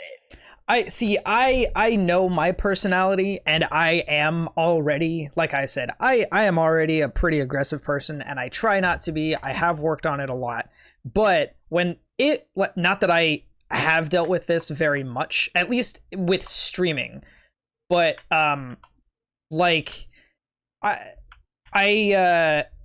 do have a hard time sometimes differentiating when I take people seriously 100% of the time, unless if somebody's messing around with me, unless you tell me directly to my face, I'm just gonna assume you're being serious, because that's just inherently how I've always that's not a trained thing. My dad didn't tell me it's you have to take everybody seriously. It's just who you are. So, as a result of that, I have been, ridiculed a lot as a kid. But, So when somebody starts fucking with me and I realize it, I do get aggressive and defensive. But my solution isn't like it has never been like play it back. Like I just leave now. I'm just like, I'm just not gonna. Yeah, I just won't deal with it, and that's how I used to deal with it. Really, like one of the mantras I wish I had the ability to think well enough on my feet to. I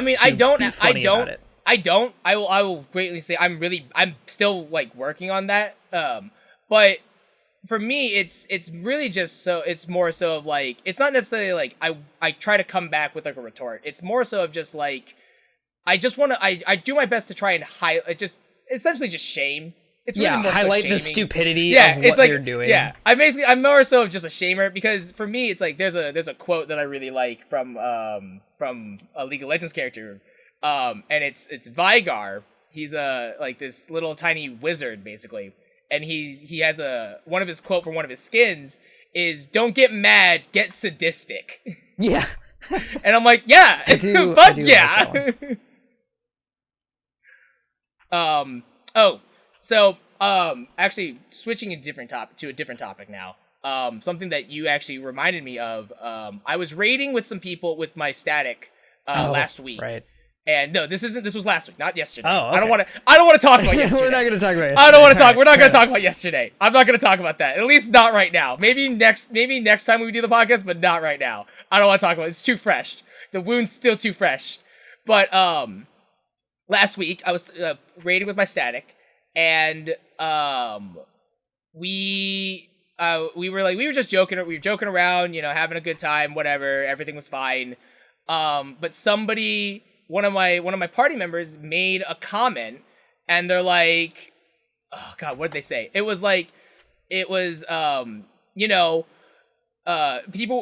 were singing songs. You know how like when you're talking, it's like you say something, and it's like, oh, you sing the lyrics to it. It's hard to it's really awkward for me to describe it without having an example. But, like, you know how, like, you'll say something sometimes, and I'll just, like, start singing lyrics that... Oh, yeah. I mean, I feel like a lot of people do that. Yeah, people do that, yeah. But, so, when we formed the static, we had the rule that when we were raiding, no, I'm not allowed... I'm not allowed to do that.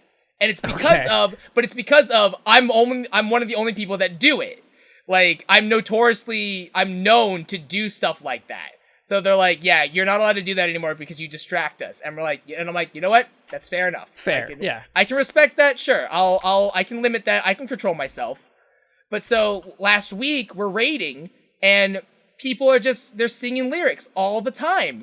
And I made the comment. I was like, wait, so why is everyone else allowed to sing, but I'm not allowed to sing? And one of my raid members was like, well, I didn't want to say anything, but your voice kind of sucks. And I'm like, excuse me?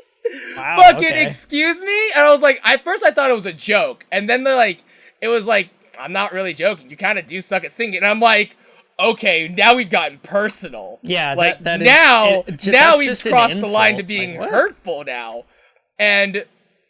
And so I went on this huge tirade of like, I was in Glee Club for all 4 years of college. 2, for 2 years of those at the same time, I was in an a cappella group. And then 3, for 3 years of high school, I also sang in choir. And I'm just like, I was just like, are you telling me that I was all just like, of my teachers were wrong? Yeah, it was like, what the actual fuck? Huh. Like, excuse me? And so, like, that, like, I was mad, and then I got over it, and I was like, alright, you know what, whatever. I don't fucking care. It's whatever. But then, like, over the weekend, I got, like, so caught up in my head, I was like, fuck, maybe I don't actually know how to sing. Maybe I am actually bad at singing. And I was just like, and I literally spent all weekend, like, I would record something, I would sing something, I would record it, and I would, like, play it back and be like, this sounds like shit. And I'm like, I got really, really paranoid, actually, at the fact that, like, maybe I don't actually know how to sing. And I was just like, what the actual fuck? Turns out their favorite band is like Slipknot. Or Nickelback. I will say that like I did feel a little better at the time because one person was like, now that I think about it, I don't think I've ever actually heard Sho sing a thing. Like usually he's doing it in a jokey manner, but I've never actually heard him sing before, which like made me feel a little bit better, but also made me even more mad that people were just like making generalizations of like, oh, like Sho can't sing even though I've never actually heard him. I'm like, yeah, you don't even. God, fuck it. Like, I can say my dad sings bad, but that's because I've only heard my dad intentionally sing like ass. Yeah, like so, when I'm like, yeah, if I'm singing, like most likely 9 times out of 10, I'm not doing it I'm not doing it seriously because that takes effort. And I'm like, why would I do that for a joke? You have to like, a lot goes into singing well. Like even if you are trained, you don't just do it. It's not something of like, oh yeah, no, you're just gonna sing great right now all the time. Right. Go. Do it. But that comment though, just like it set me off so badly. And then Tuesday happened and I was like, not in the mood for this. Super not in the mood. Yeah. I guess I'll talk about it now since rather than wait 2 weeks. So oh boy, it's so awkward because like I want to talk about it, but I don't. I got exotic. Nice. I want to talk about it, but I don't know if I can talk about it without being angry again. That's where I'm at right now. Okay, so yesterday I raided with my static, and to make a long story short, we basically wasted 2 hours of our time. We only raid for 2 hours we raid for 2 hours Tuesdays and Thursdays. And for a long story short, we basically wasted all 2 hours yesterday. I got one more than you. Nice. Because people just weren't focusing. People weren't focusing, and people were dying to mechanics that are very easily avoidable because they're not focusing, or they were too distracted, or they just weren't respecting the fight itself. And I was so fed up last night because last night I wanted to prog E12S because that's the fight that we're on. I wanted to prog the fight, but instead I spent 2 hours doing a fight that I've already cleared before, that should have been easily clearable, that we've all cleared before previously, and I spent 2 hours just beating my head against the wall just because people weren't paying attention, or people were talking, or people weren't focusing. And I think I said this on stream, I don't remember, but I don't remember the last time I was so angry at something before. Like, I haven't been that mad in probably like 6 years, easily. Like, I remember I was so mad last night that I actually almost picked up my chair and I almost just like chucked it across my basement. I was physically mad. Just because, again, I was just beating my head against the wall for 2 hours. And I asked this on stream, but it was like, I don't know, like, part of me was like, I felt guilty that I was angry. I felt guilty. I was like, am I the bad guy here? Like, am I crazy to want to progress, but people are just like holding me back? And like, I wasn't sure if I like was justified in being mad or not. Like, I wasn't entirely, I thought at first, I really did think, I was like starting to gaslight myself. Of like, yo, maybe I am the bad guy here. I'm like, no, fuck that. But yeah, to just make a long story short, like, people weren't focusing, people were just goofing off, and I don't know, like, I don't know, like, how do you, like, if that were to happen to you, like, how would you feel about it?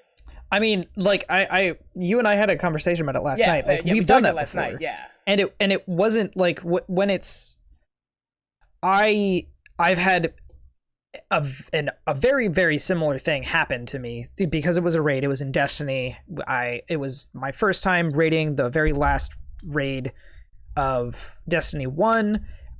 We had done all of these specific steps so that we could all get the special exotic, the Outbreak Prime from that raid. And we got to the very final stage of the final boss, and people decided that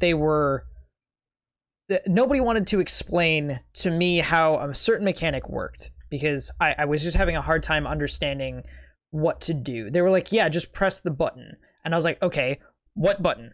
That's not very specific. Like, yeah, there should be like a button prompt. And I'm like, there's not one.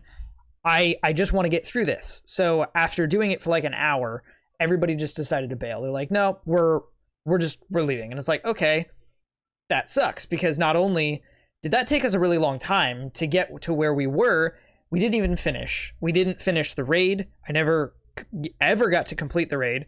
I never got to get that exotic that we had spent extra time trying to do, because there were more steps that you had to take to try and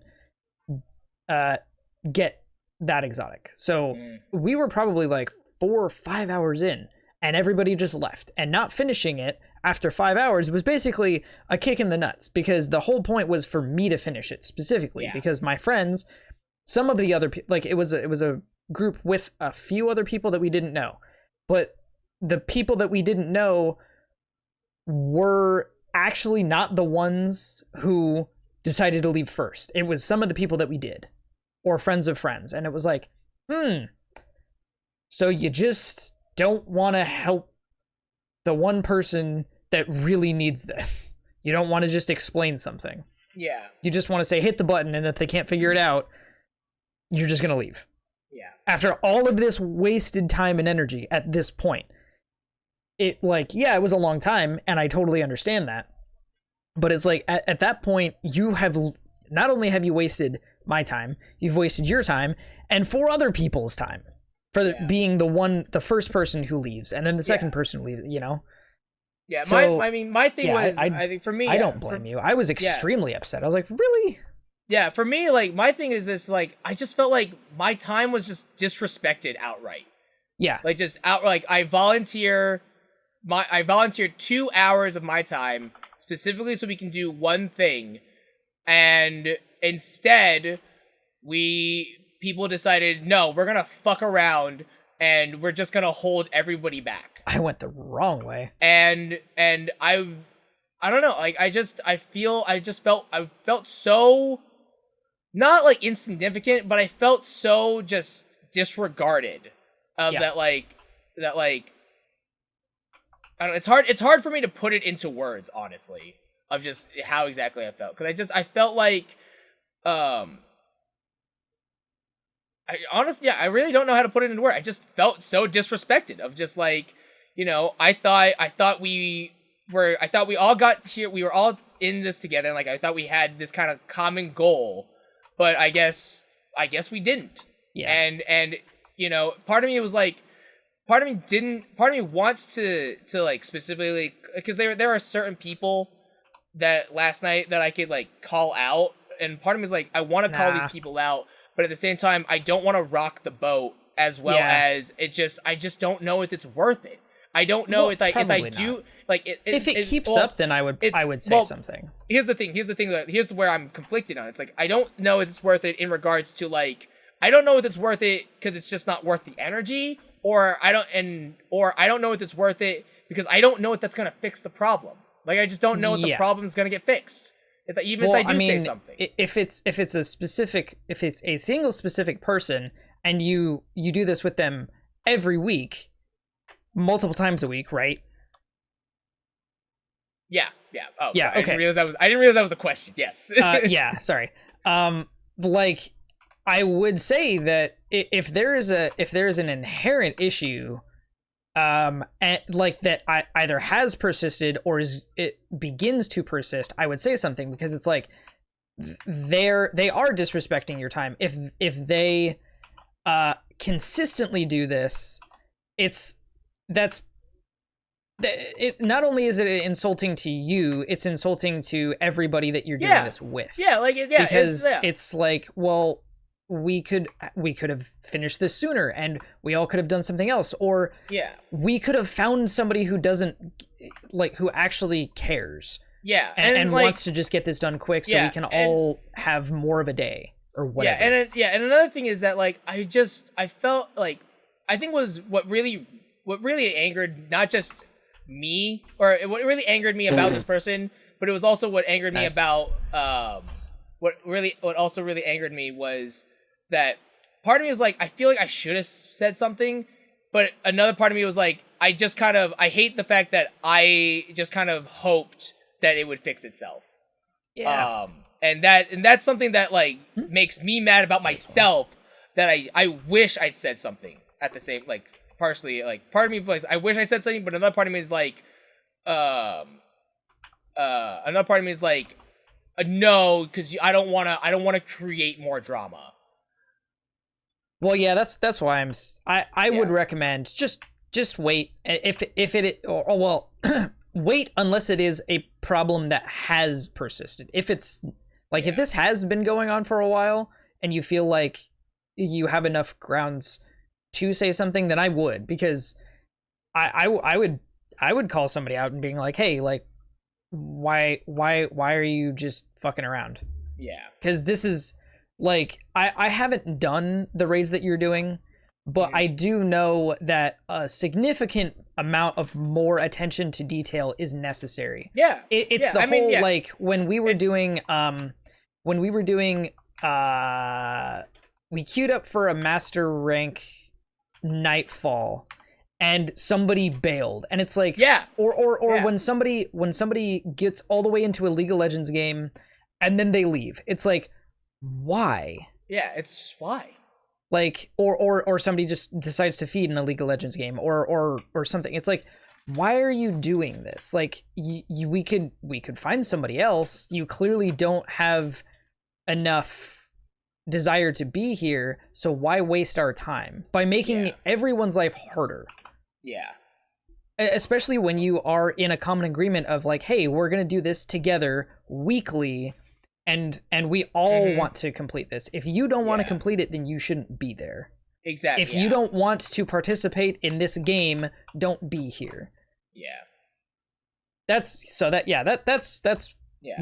would do. Yeah, and like, again, like, part of me was like, again, when I was gaslighting myself, I was like, I get that we all want to have fun, and like, nobody wants to, like, we all want to have fun, we all want to, this, we're not like super sweaty about it, obviously, and it's like, I get that we're a casual group, but at the same time, like, there has to be a point where it's like, we're dying multiple times on a fight that we should all know, like, I don't know, like, part of me is like, I'm just upset that, like, at no point did the people who are at fault say, at no point did they kind of like come up with like a realization of like, oh, maybe I should focus now, or maybe I should do something different. And it's like, it doesn't sound good for me to place blame on a person, because again, I'm at fault as well, because like, again, part of me is like, I should have said something, I really should have, and I wish I did.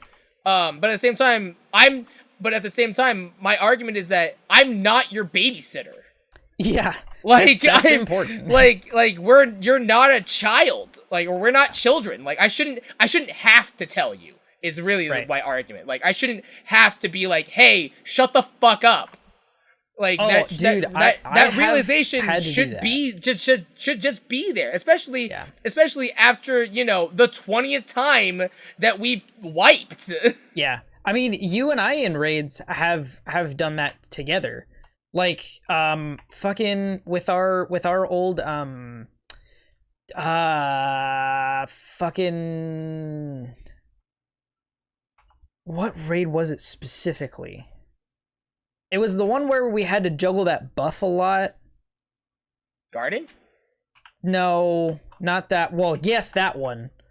Oh God, no, the one with the Cabal. Crown of Sorrows. Crown of Sorrows? Oh, Crown. Yeah. Yeah. Yeah, for the shield, right? Or for the different enemies. Yeah. Yeah, because the damage phase was you had to have someone not buffed and someone buffed to get rid of the shield to do damage. And one day it took us like 4 hours. Mm-hmm. Yeah. And we had done it before, like several times before. Yeah, we done it weeks. And it literally resulted in, or it was a result of people just fucking around or just not paying attention or doing this or that. Like, granted, the encounter was fucked up. Like, it was inherently flawed. Yeah. It was bugged. There were issues, but even still, like, we weren't dying because of 100% of the time. Yeah. It wasn't a forced error. It was all of it was unforced, where it's like people just 99% of it. Yeah. Well, what I'm saying is that, like, a lot of the causes weren't because it was bugged. It was because of people would be like weren't paying attention. Of like, oh, I forgot to shoot the crystal, or I forgot to transfer the buffs or whatever because I wasn't paying attention. You know, it's all user error. And that was at a point where, like, I do know all of the like we've all spent enough like hours of our time with that group of guys, but I didn't know them nearly as well as, like, you spent more time with them than I did because I only spent time with them when we were raiding. Yeah. Murph knew them all pretty well because he actually spent real world time with some of them. Yeah. Or had, like, previously known them for whatever thing. And like, I definitely felt like there were times where I couldn't say something to somebody because I was like, I don't know this guy that well. And I want to preserve the ability to continue to do this. Like, hey, maybe it's just a bad day. And that's fine. Like, just say, hey, this is a bad day. And we could end it, or we could be like, hey, we're really going to try and focus up or whatever. But not saying something from my end was probably a mistake, and not saying something from their end was a mistake. Yeah, but I would say I would justify you not saying something again for that reason of, like, I don't know these people well enough. Yeah. And that's the situation that I'm in as well, is that, like, some of these people I've only just met them like 4 months ago. And it's like, I don't know these people well enough to really to justify myself and being like, hey, shut the fuck up and focus. Yeah. Like, I don't think I can really, I don't feel comfortable in calling someone out like that because I don't know some of these people that well. Yeah. I specifically, and if Liam is here, I'm going to call somebody out specifically. And it's not I remember having a lot of it, and it wasn't, like, directed at me, and it wasn't like he was generally the guy that got us back on track, but often as well, he was one of the guys that would get upset. Yeah. And which is fine. Like, if getting upset is like helps you get back on track, that's fine. It definitely, I don't want to say like it tilted me. It definitely brought the environment into a different place, whether or not it actually, like, helped or not. I feel like it definitely helped focus some people, but it definitely made the energy more hostile. Yeah. And for the most part, we never really yelled at each other, which was nice. Yeah. Sometimes we would get disappointed or whatever. Yeah, there was a running joke that Murph always fucked up. Yeah, I mean, it's because he did. Yeah, but that being said, he's not an idiot, and he actually did know the mechanics really well. Yeah. He just sometimes ended up in the wrong place at the wrong time. He's just bad. He's just simply bad. Yeah. And again, like, and that thing, again, there's nothing wrong with it. Like, you can be bad. That's like I would never shame somebody because they're bad. I would never seriously shame somebody. I should say that. Right. I would definitely shame someone if they're bad, but I would never, like, seriously be like, "Oh my god, how are you this fucking trash?" Like, you know, right. Like, anything I would say would always be out of a joking manner. I would, however, absolutely flame somebody because of incompetence. Sorry, what was that? I would definitely flame somebody if they were incompetent, though. Oh, yeah. Especially intentionally. Yeah, like intentional incompetence, I would absolutely flame. And that's exactly what happened. I'm too high. Why did you get high? Yeah. Well, I play better when I'm high. Clearly not. Yeah. Something like that. Yeah. That has happened a lot. Playing on like PS4 with randos. Like, no, don't do that. Please. Do me a favor and don't do that. Yeah. Well, we've hit about 2 hours now, so yeah. I think that's a pretty decent-ish note to end on. This episode got really heated. I feel like we really like got real heated on a lot of stuff for this episode.